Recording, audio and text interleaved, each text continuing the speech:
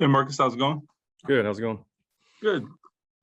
Hey, I'm wondering something about Matt Ryan, and he's talked to us about the fumbles, and I don't understand it either, but and he seems confused by it. But the point is, if this were a younger guy, I'm sure you would attack this in a very different way and with drills or whatever the case might be. Matt has 15 years of showing he can take care of the football. How do you address it with a guy like that? I guess is the question. Honestly, the same way with the younger guy is coach the fundamentals of protecting the football. And I know Scott and Parks are doing a great job working with him, during practice sessions of constantly keeping two hands on the ball, putting them in those scenarios. I mean, obviously live action is different than practice drills, and he's got to obviously translate that. He works hard on it. So, he's very intent on trying to get better at it. And I mean, because he has been playing for so long, it is a habit that he just has to break, and we just have to keep drilling it. And he's just got to protect it better during the game. I mean, is this a case where he maybe does get lax at times, which I think is human nature, and you're trying to make plays? I get all that. I mean, but is that kind of what you see, or are there different? I mean, well, I would say it really happens in all different positions. So it's like when you're trying to make a move, whether you're in the pocket or out of the pocket, but even like a running back out in space, the ball tends to be free, whether you're trying to stiff arm, make a move, you're not squeezing the ball tight to your body.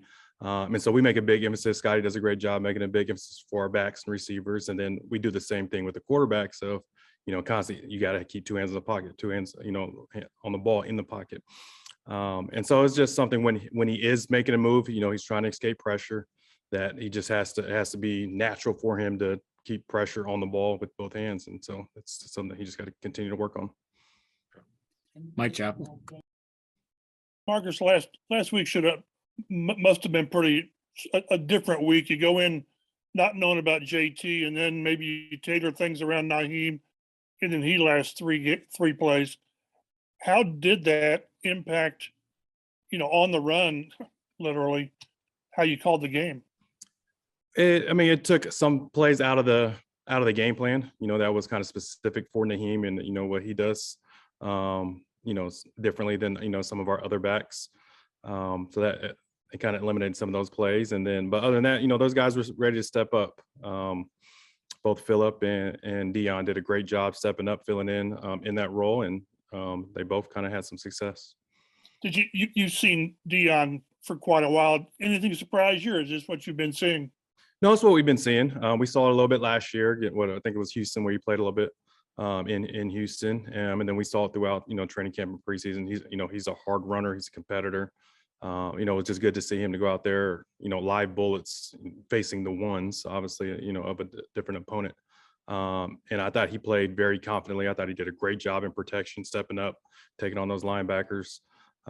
He did, he showed us really where he earned our trust, that, we could put him in the game plan and feel very comfortable with him. So I thought he did an excellent job in there. Zach Kiefer. Hey, Marcus, you played the position for a long time, and from your spot on the sideline, when a quarterback's under a lot of pressure, which Matt is, can his internal clock be sped up? Can he be hurried into mistakes, whether he admits it or not? I mean, is that a real thing? I think that is a real thing. That's natural for a quarterback. If you have been under duress for a long time, that there's just that internal clock in your head, like, okay, I know I'm waiting for this play to develop, but I know I got to get this ball out sooner or later here. And I'm sure that's kind of catching up a little bit. He's doing a good job of creating too, though, of extending some plays. That freaking great play that he made to Alec on third down. I don't know if you guys noticed how tightly contested he was in that pocket, and he slid and threw it off balance. He's making some plays out there, trying to extend it. He's a freaking competitor, warrior. So love that part about him. Nate Atkins. Where do you feel like Alec Pierce has gotten better the most since maybe the guy we saw in training camp in week one? And what kind of gets a rookie going to the point where you just seem to make so many kind of confident contested catches, maybe some plays he hadn't shown in college? So what's kind of created that growth?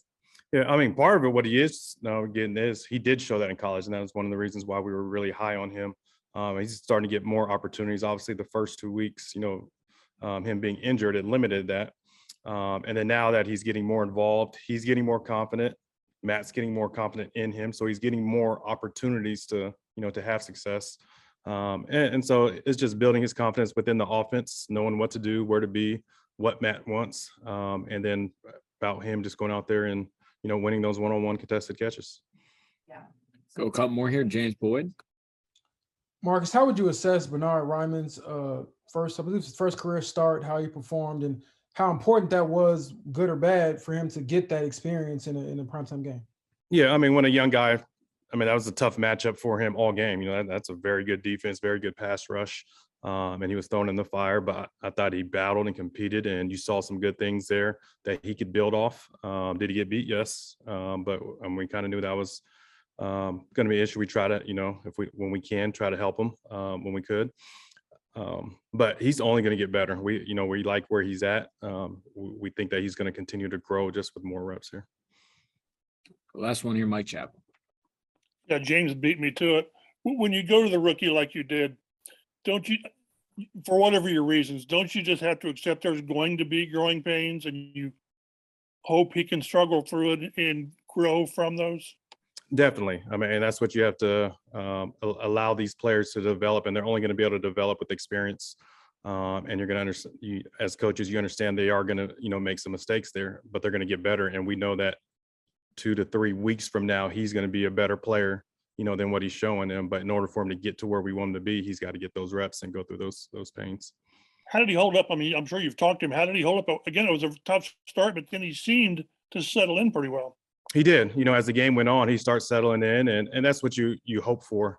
That even if it happens to be a rocky start, that just the reps. We had 70, 80 some plays there that he just gets more and more comfortable after seeing what the defender's doing and how he's playing, where he's not where he's more not like we talk about like RPMs, where he's not in like panic mode playing fast. He can kind of slow himself down.